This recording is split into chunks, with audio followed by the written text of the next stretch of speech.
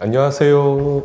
콘텐츠 좋아요입니다. 이번 영상은 박경원 작가님이자 강사님 모시고 인터뷰 영상에 이어서 강의를 살짝 할 건데요. 캐릭터의 개성은 땡땡땡에서 나온다 라는 제목으로 해주실 겁니다. 사실 캐릭터 개성이나 캐릭터성이 정말 중요하기 때문에 웹소설에서 캣발이라는 말도 있잖아요. 그쵸. 그래서 오늘 한번 강의를 듣고 저도 알차게 집필할 때 써먹어 보도록 하겠습니다. 그럼 한번 시작해 주시죠. 자기소개를 살짝 하고 할까요? 저는 그 박경원 작가 겸 웹소설 강사로 활동하고 있는 무슨 말이죠? 박경원이라고 합니다. 예. 그러면 한번 시작해 주십시오. 네. 작가 친구들에서는 몇 번 나왔는데 예. 여기는 또 웹소설 좋아요가 아니라 컨텐츠 좋아요지 않습니까? 그래서 근데 맞죠. 그 작가 친구들에서 안 한 내용이죠, 강의를. 그럼요. 이거는 또 새로 푸는 또 내용이시죠. 상도덕이 있기 때문에 좋습니다. 겹치지 않는 걸로 준비를 했고요.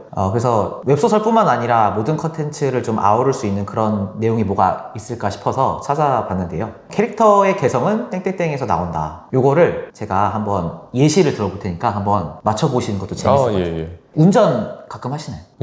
아주 가끔. 아주 가끔 하시니까. 우리가 운전을 하다 보면 화가 날 때가 있잖아요. 앞에서 칼치기를 한다든지 아니면 다 와가지고 끼어들기를 한다든지. 제가 끼어들고 싶은데 안 열어주고. 그렇지. 양보를 안 해줄 때. 그럴 때가 있는데 참 화가 날 때가 많은 것 같아요. 특히나 운전을 할 때는 또 생명이나 안전과도 직결이 되기 때문에 화가 날 때가 많은 것 같은데요. 화를 내봐야 사실은 어떻게 보면 저만 손해지 않습니까? 그런가요? 화내면 조금 시원해지잖아요. 그렇긴 한데, 뭐, 사실 그 사람이랑 직접적으로 뭐 대화를 할 것도 아니고, 그건 그렇죠. 그렇다고 뭐, 또, 크락션 뭐 울리고 막 이러면 또 그러니까, 나 혼자서 화를 식힐 수 있는 방법이 뭐가 있을까 생각해 본 거예요.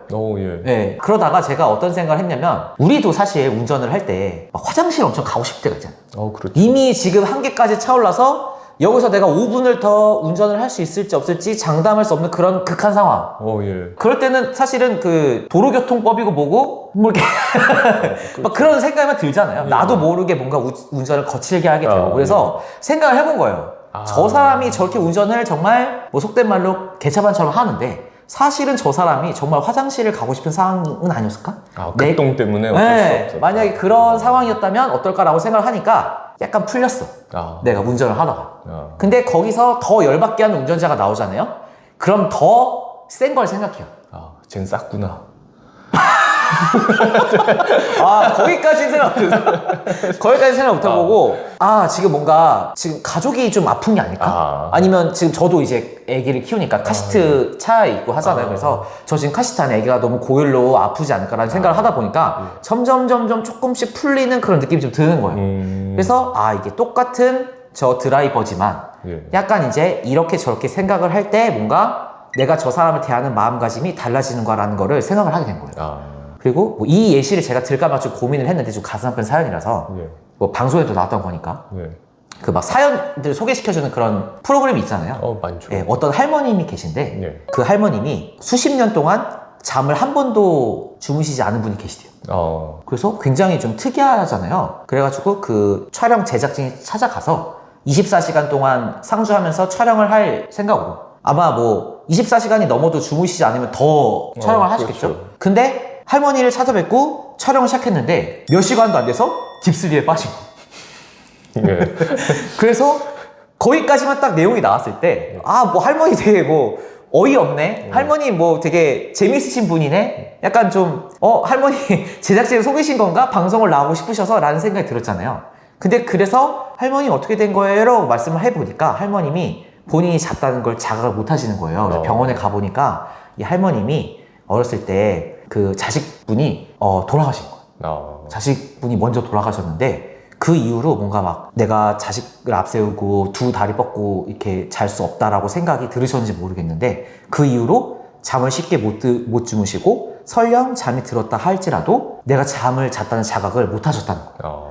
그러니까 제가 이제 그거를 이제 그냥 인터넷 짤방식으로 드래그를 하면서 막 실실 이제 속된 말로 이제 뭐 쪼개면서 보다가 갑자기 마지막까지 보고 나니까 갑자기 숙연해지는 거예요. 그리고 아까 웃었던 제가 약간 죄송스럽게 느껴지고. 근데 그때 제가 뭘 느꼈냐면 아까 그 드라이버처럼 이게 이 할머님은 사실 달라진 게 없는 분이거든요. 그냥 원래대로 살았던 분이신데 내가 여기까지만 이 할머니에 대해서 알았을 때랑 그 밑에 있는 병원에 가서 이제 속사정을 들었을 때랑 너무 많은 게 달라지는 거예요. 내가 이 할머님을 생각하는 이 마음가짐이라던가 스탠스라던가 이런 것들이 이 할머니를 캐릭터라고 대입해 봤을 때 너무도 많은 것이 훅훅 달라지더라 라는 생각이 들게 되는 거예요. 그래서 거기서 약간 착안을 하게 된 것 같아요. 자, 여기까지 제가 말씀을 드렸을 때 그러면 캐릭터의 개성이 땡땡땡에서 나온다고 했을 때 그 땡땡땡이 뭘까요? 땡땡땡? 네. 세 글자인 거예요? 땡땡입니다. 땡땡? 네. 아니 땡땡? 네. 캐릭터의 개성은 땡땡에서 나온다? 네. 저는 그래서 이 캐릭터 사연? 그렇죠. 정답입니다. 역시 역시 지니어스. 네. 한산이가 동생이니까 뭐 역시 천재가라고 볼 수 있겠죠, 역시. 아니요. 네. 뭐 이거 맞췄다고. 네. 그래서 저는 캐릭터의 개성을 결정짓는 거는 사연이라고 생각을 합니다. 지금 이제 제가 아는 최신 정보로는 귀멸의 칼날. 예. 귀멸의 칼날 영화가 지금 350만을 돌파했다고 하는데 거기서 사실 이 야카자라는 캐릭터가요. 이번에 개봉한 영화에만 나오는 건 아니에요. 그 전에 있었던 영화에도 출연을 했어요. 근데 그때는 굉장히 그 단편적인 인물이었어요. 강함을 추구하기 위해서 우리가 오니라고 하거든요. 오니 그 이제 뭐 도깨비. 오니가 됐고 순수하게 강함만 추구하기 위해서 흑화한 그런 캐릭터로만 나와서 허구한 날 그냥 막 오니가 되라.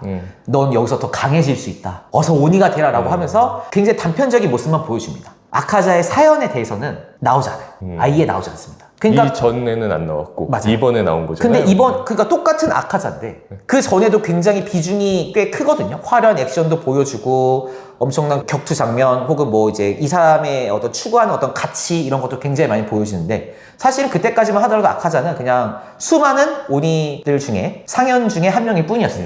근데 이 다음에 나온 아카자는요. 뭐가 나오냐면 그 아카자의 사연이 나옵니다. 근데 저는 일단 이 캐릭터의 개성을 만들 때 예전에 작가 친구들에서 소울풍 작가님이 역순 빌드업을 소개해 주지 않았습니까? 네, 역순 빌드업을 소개해 줄 때 계속 끊임없이 반복적으로 스스로에게 되묻는 질문이 하나 있어요. 뭐가 있냐면 그러기 위해선 뭐가 필요하지? 라는 거예요.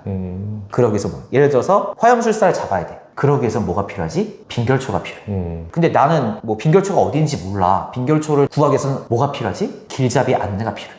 근데 길잡이가 호구도 아니고 그냥 내가 알려달라고 해서 무작정 알려준다는 보장이 없잖아. 길잡이에게 안내를 받으려면 길잡이의 호감을 얻으려면 뭐가 필요하지? 그럼 괴롭힘을 당하는 길잡이를 내가 구해준다는 설정을 하자. 이런 식으로 짝딱짝딱 만들어서 개연성을 한 번에 쫙 밀어붙이는 거거든요. 그래서 역순 빌드업을 저도 이제 강의를 할 때 그러기 위해선 뭐가 필요하지? 라는 질문을 스스로에게 끊임없이 되물으셔야 한다라고 말씀을 드려요. 근데 이 캐릭터의 사연과도 똑같은 질문을 대입할 수 있어요. 딱 4글자만 기억하면 돼요. 어쩌다가. 그래서 이 캐릭터가 막 이런 모습을 보이는데 얘는 왜 이런 거야? 얘는 어쩌다가 이런 거야? 라고 하면 이 어쩌다가가 바로 사연이 되는 거거든요. 그래서 최근에 나온 귀멸의 칼날 영화에서는 아카자가 어쩌다가 그렇게 무식하게 강함만 추구하는 사람이 되었는지가 정말 많은 분량과 정성을 공을 들여서 나오게 됩니다. 당연히 캐릭터의 개성이 맞물릴 수밖에 없는 거예요. 그래서 이 아카자가 시간 관계상 다 말씀드릴 수 없겠지만 정말 소중하게 생각했던 사람들을 연극 잃습니다. 그러면서 아카자가 스스로를 자책해요. 이렇게 내가 소중한 사람들을 잃게 된 건 내가 약했기 때문이다. 강하지 않았기 때문이다 라는 생각을 하게 되면서 그때 이제 무잔이 나타나죠. 최종 보스 무잔이 나타나서 기억을 다 말소를 시킨 다음에 강하지 않았기 때문에 문제가 됐다라는 것만 주입을 시켜서 오니로 만든 겁니다. 그러니까 그전에는 사실 이런 사연들이 전혀 없었기 때문에 아유 저 일자 무식 같은 놈이라고 생각을 했을지도 몰라요. 근데 지금은 영화가 나오면서 이 아카자의 어떤 사정이 나오니까 그냥 단편적으로 이런 캐릭터였다라는 거에 대해서 사연이 깃들어지니까 엄청나게 많이 캐릭터가 풍성해지고 시청자들의 공감을 살 수가 있게 된 거죠. 그래서 저도 이 캐릭터를 하나 만들 때 어떤 설정을 부여할 수 있잖아요. 주인공도 그렇고 주변 인물도 그렇고 빌런도 부여를 할 수 있는데 사실은 저는 원래 그런 건 없다고 생각을 해요. 기본적으로 뭐 예를 들어서 빌런이 있어요. 웹소설에서 빌런을 만들었어. 우리 주인공만 보면 개거품 물면서 발작하듯이 주인공을 막 해치려고 해요. 그럼 우리 수강생분이 그렇게 구도를 짰을 때 제가 물어보거든요. 근데 싸움이 벌어진 건 알겠는데 이 악역은 도대체 왜 이러는 거예요? 그러면 수강생분이 그렇게 얘기를 해요. 얘는 빌런이니까요. 얘기를 해요. 근데 사실 빌런이니까 우리 주인공을 만날 때마다 해코지를 한다라는 건 사실 어떻게 보면 굉장히 그 단편적인 이유거든요. 그러니까 이 빌런은 뭐가 마음에 안 들어서 어쩌다가 우리 주인공과 반목을 하게 된 거냐. 왜 우리 주인공을 보면 막 거품 물고 막 싸우려고 하는 거냐. 그게 정말 보잘것없는 이유여도 상관없어요. 우리 빌런이랑은 좀 이상한데 이 빌런은 못생겼어. 근데 우리 주인공은 존잘이야. 그러면 배알이 꼴릴 수 있죠. 하다못해 그런 이유라도 추가를 해야 된다는 거죠. 야구 소설을 썼는데 우리 주인공이 최고의 야구 선수가 되고 싶어 해요. 그래서 제가 얘기를 했어요. 이 주인공은 왜 야구 선수가 되고 싶어 해요?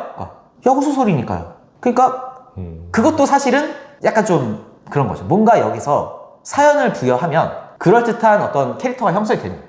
어렸을 때 아버지랑 손잡고 야구장을 갔을 때 막 그 어떤 그 현장의 분위기와 아니면 뭐 어떤 야구 선수들의 어떤 모습들을 보면서 멋지다고 생각을 했다든지, 뭐 아버지의 오랜 꿈이 야구 선수가 되는 거였었는데 그걸 이루지 못해서 내가 뭐 자연스럽게 그런 야구 선수의 꿈을 하게 됐다든지, 아니면 어린 시절에 뭐 아빠가 주고받던 캐치볼 이런 게 있어서 그게 너무 행복해서 야구 선수가 되고 싶은, 뭐 이유는 만들기 마련이잖아요. 그럼 그럴듯한 사연을 만들어서 우리 주인공한테 입혀놓으면 그게 훨씬 더 독자들을 주입을 시키는데 도움이 될 거고, 뭐 여러 가지가 있겠죠. 예를 들어서 뭐 히로인이 있어요. 히로인이 돈을 너무 아끼고 막 깍쟁이야. 1,000원 한 장 쓰는 걸 막 벌벌 떨어. 그러면 이 독자들 입장에서는 약간 너무 심하다, 어떻게 저렇게 돈 한 푼도 안 쓰려 하고 이기적으로 행동하냐 생각을 하는데, 나중에 알고 보니까 이 히로인이 돈을 아끼려고 하는 게 뭔가 아픈 가족의 수술비를 벌기 위해서라든지 이런 또 느낌이 달라지거든요. 그렇죠. 네, 그렇기 때문에 뭐 그냥 당연히 이런 거보다는 이 캐릭터는 어쩌다가 이럴 수밖에 없었는가. 그럼 그거는, 이 사연은 네. 언제 풀어주는 게 좋을까요? 예를 들면 돈을 아끼는 히로인 등장했어요. 네. 근데 계속 그 돈 아끼는 모습만 나오면 이제 독자들이 슬슬, 그렇죠. 쟤는 빨리 죽어서 없어졌으면 좋겠다 이 시전주기 생각하잖아요. 나오죠. 네, 시전주기 나오죠. 그러면은 이제 그거를 빨리 해소하려면은 이제 사연을 보여줘야 되는데 언제쯤 보여주면 좋을까요? 저는 이제 컨텐츠마다 좀 다르다고 생각을 해요. 애니메이션 같은 경우는 뭐 우리가 사실 아카자가 주인공도 아닌데 막 이렇게 서사를 부여했잖아요. 근데 웹소설에서 특정 빌런한테 아카자만큼의 서사를 부여했다? 그것도 막 작품 중반에?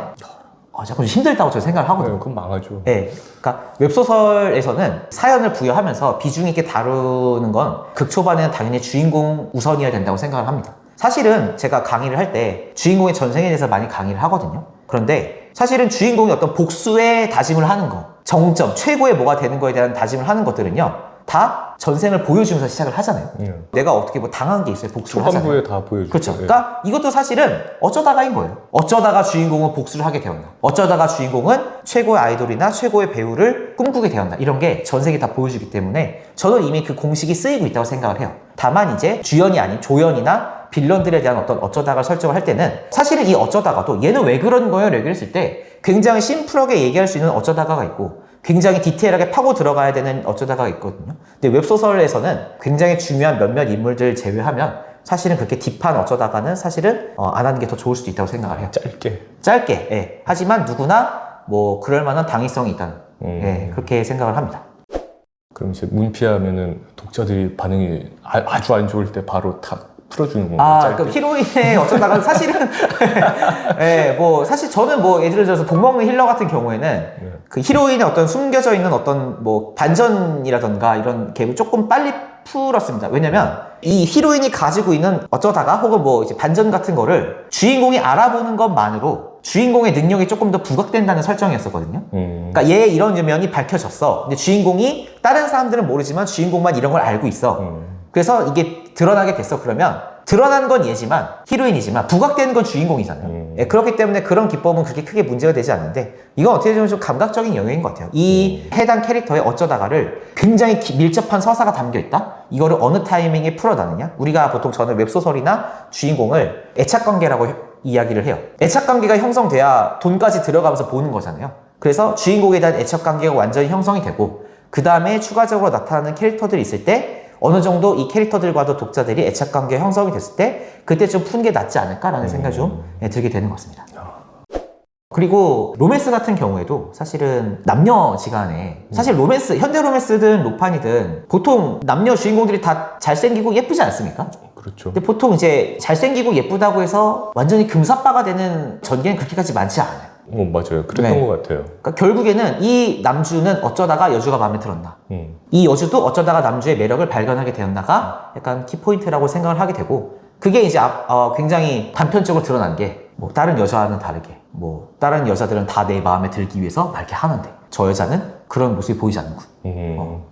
오히려 흥미로워. 이런 느낌이 좀 있잖아요. 예, 그런 것처럼 뭐가 됐든 간에 어떤 그 캐릭터들의 어떤 이유를 부여를 해줘야 되는데, 그 이유를 부여하기 위해서 가장 좋은 게 사연이다. 캐릭터의 개성이 사연에서 나온다라는 말씀을 좀 드리고 싶었습니다. 그렇군요. 네. 어떻게 근데 결국 이 사연 이야기를 듣다 보니까 네. 결국 이 사연이 캐릭터를 입체적으로 더 만들어주는 것 같아요. 그렇죠. 반전 매력이 나오기도 하는 거고 그렇죠. 네. 물론 사연이 여러 개 있어도 평면적일 수는 있지만 웹소설 특성상 평면적인 인물들이 좀 많이 나올 수밖에 없지만 네. 충분히 입체적으로 만들어주는 그렇죠. 사실 입체적이어야 캐릭터가 매력이 있잖아요. 그렇죠. 하다못해 사연을 부여하면요 인물의 외형도 꾸밀 수가 있어요. 그렇죠. 아카자도 보면은 몸에 보면 이런 문양 같은 게 있거든요.